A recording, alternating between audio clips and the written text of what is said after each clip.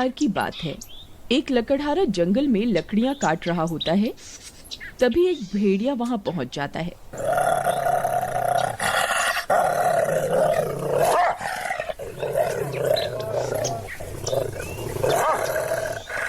वह लकड़हारा उस भेड़िए को देखकर बहुत डर जाता है।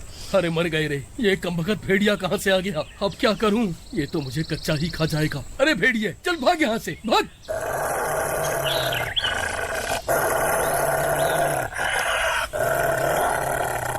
तभी भेड़िया उसे देखकर गुर्राने लगता है। अरे मर गया रे, ये कमबख्त तो गुर्रा रहा है। अब क्या करूं? अरे भागो रे, अरे मर गए रे, अरे भागो रे, अरे मर गए रे, मर गए।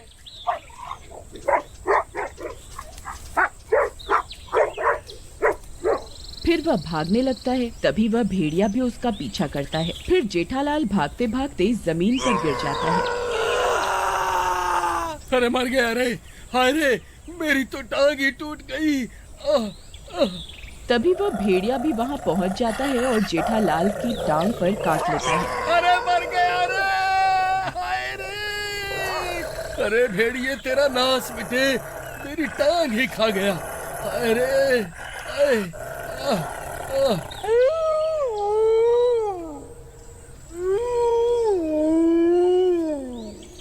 फिर वह भेड़िया उसे काट कर वहाँ से भाग जाता है और जेठालाल भी जैसे तैसे अपने घर आ जाता है। अजी, ये क्या हो गया? ये आपकी टांग से खून कैसे निकल रहा है? मैं जंगल में लकड़ियां काट रहा था, तभी एक कमबख्त भेड़िए ने मेरी टांग पर काट लिया।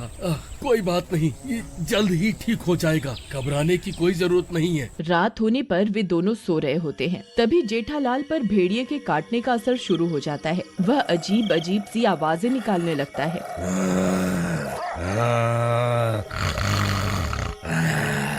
ये आवाजें सुनकर उसकी पत्नी डर जाती है। अरे नास मिटे, ये कैसी कैसी आवाजें निकाल रहा है? चुपचाप सो जा, नहीं मेरी नींद खराब मत कर, नहीं तो सुबह खाना नहीं बनाऊंगी। तभी जेठालाल आधा भेड़िया बन जाता है।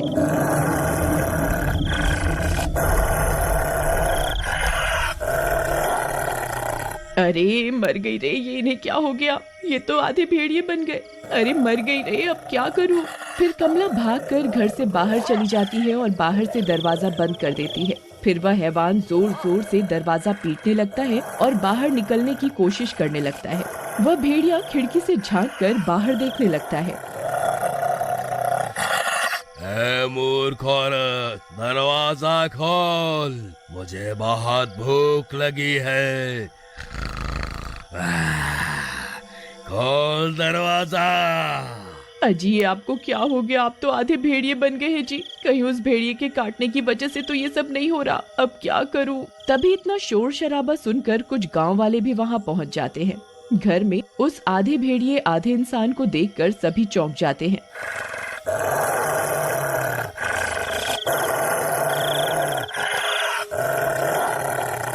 अरे बाप रे, ई का है भाई? ये कौन सी जाति का जानवर पाल रखा है कमला बहन तुमने?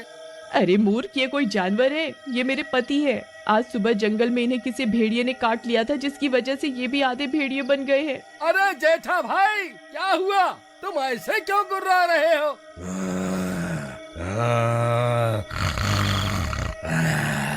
जरा शांति से बैठ जाओ भाई, सब ठीक हो जाएगा। तभी वह गुर्राने लगता है। मूर्ख गाँव वालों, मुझे एक बार घर से बाहर निकलने दो, फिर देखो मैं तुम्हारी क्या हालत करूँगा। अरे भाई, अगर ये बाहर निकल गया तो हम में से किसी को जिंदा नहीं छोड़ेगा। लेकिन भाई, अब इसका करे क्या? भाई, जब तक हमें इसे ठीक करने का उपाय नहीं मिल जाता है, इसे यहीं कैद करके रखना होगा। फिर सब गांव वाले रात भर उस घर के बाहर हाथों में मशाल लेकर पहरा देने लगते हैं।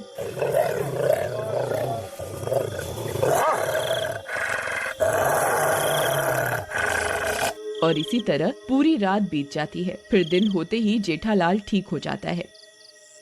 अजी, आपको कुछ याद भी है? कल रात को आप आधे भेड़िए बन गए थे। तुम ये क्या कह रही हो भगवान? ये कैसे हो सकता है? मैं ठीक कह रही हूँ जी। आप रात होते ही भेड़िया बन गए थे। आपके गुर्राने की आवाज सुनकर गांव के सब लोग घर के बाहर इकट्ठे हो गए थे। ये सब सुनकर जेठालाल हैरान परेशान हो जाता है। फिर रात होते ही ये सब सुनकर जेठालाल हैरान परेशान हो जाता है। फिर रात होते ही, अजी मुझे आपको रस्सी से बांधना ही होगा। अगर आप कल की तरह फिर से भेड़िए बन गए तो मेरी शामत आ जाएगी। अरे तुम्हारा दिमाग खराब तो नहीं हो गया? मैं कोई जंगली जानवर थोड़े ना हूँ जो मुझे घर पर बांध कर रखना चाहती हो। मैं तुम्हें अपने आप को बांधने नहीं देने वाला। अजी नहीं नहीं, ये आप क्या कह रहे हैं?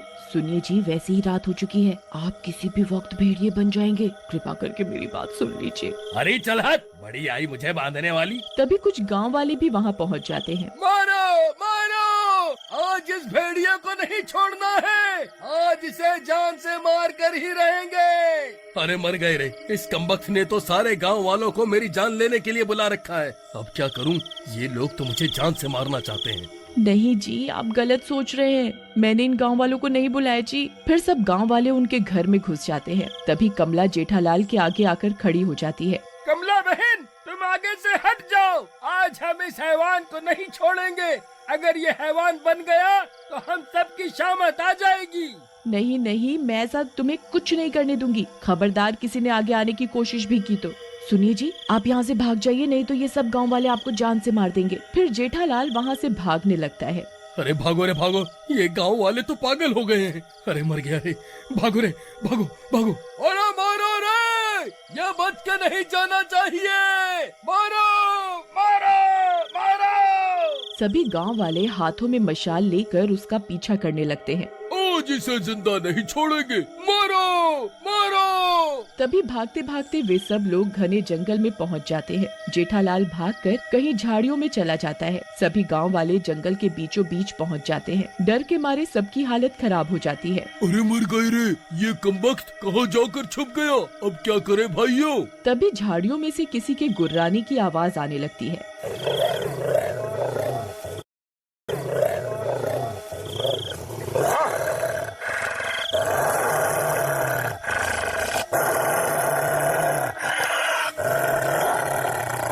सभी गांव वाले डर जाते हैं। तभी जेठालाल सामने आ जाता है। वह अब हैवान बन चुका होता है। अरे मर गए रे, ये नास मीठा तो हैवान बन गया रे। अरे भाइयों, जल्दी से यहाँ से भागो, नहीं तो आज कोई नहीं बचेगा। अरे भागो रे, सब अपनी अपनी जान बचाकर भागो रे। फिर सभी गांव वाले वहाँ से भागने लगते हैं। अरे भागो रे, ये तो आदमखोर बन गया है। ये कमबख्त तो हमारे खून का प्यासा बन गया है।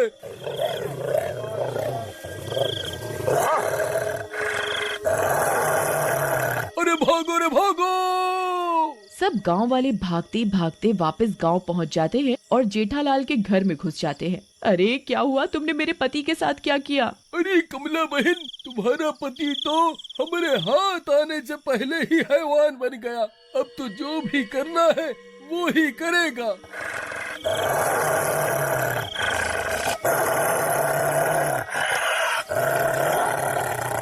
तभी वह हैवान भी उनका पीछा करता हुआ वहाँ पहुँच जाता है।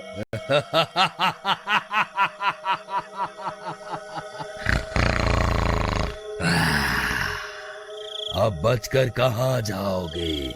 मुझे बहुत भूख लगी है, मैं किसी को नहीं छोड़ूंगा।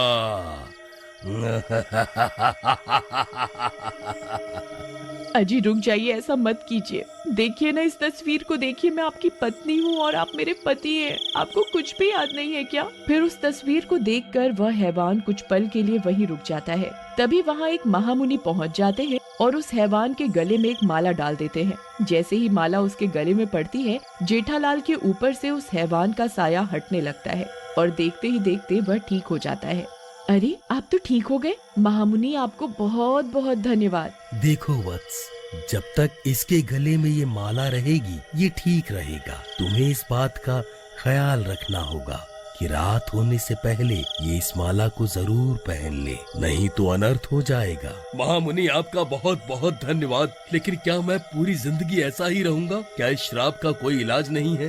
देखो वत्स, जब तक मैं श्राप को काटने का कोई रास्ता नहीं ढूंढ लेता तब तक तुम इस माला को अपने साथ ही रखना। मैं जल्द ही कोई उपाय ढूंढता हूँ। इतना बोलकर वह महामुनि और सभी गांव वाले वहाँ से चले जाते हैं। फिर कुछ दिनों के बाद एक चोर उनके घर की खिड़की से झांकने लगता है। उस माला को देखकर उस चोर की आंखें फटी की फटी रह जाती हैं। अरे वाह वाह, ये तो बहुत कीमती माला लगती है। आज तो मजा ही आ गया। वाह वाह वाह। अगर आप अगला भाग देखना चाहते हैं तो कमेंट में जरूर बताइएगा। Thanks for watching.